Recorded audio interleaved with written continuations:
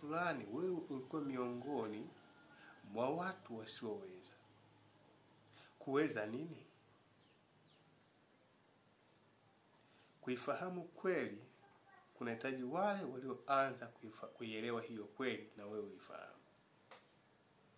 Hata hospitalini kuna wagonjwa ambao hawajiwezi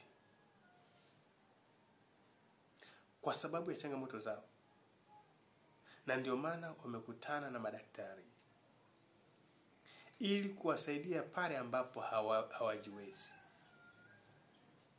Hivyo Mungu huwaita wanadamu na kuwapatia hekima yake ili kwenda kuwasaidia wanadamu wengine ambao hawawezi. Na ndio maana katika kile kitabu cha Wimbo, vile vitabu vikubwa kwa Kristo, namba 195, anasema hivi: kuwatafuta wasioweza, kuomba wamrejee Yesu. Wengine hawawezi kuomba wamrejee Yesu. Katika safari ya maisha yao, wenda waliwahi kumwamini Yesu, lakini wakarudi nyuma.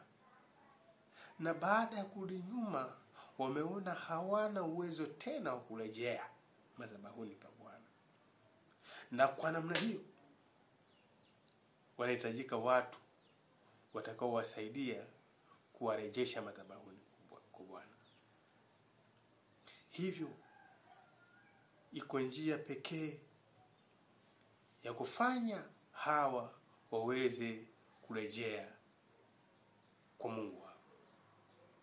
Wengine toka wamezaliwa hawajawahi kabisa kuiona nuru hii ambayo huenda wao umeiona, huenda mimi nimeiona. Na hivyo Bwana anatuita asubuhi leo kuwatafuta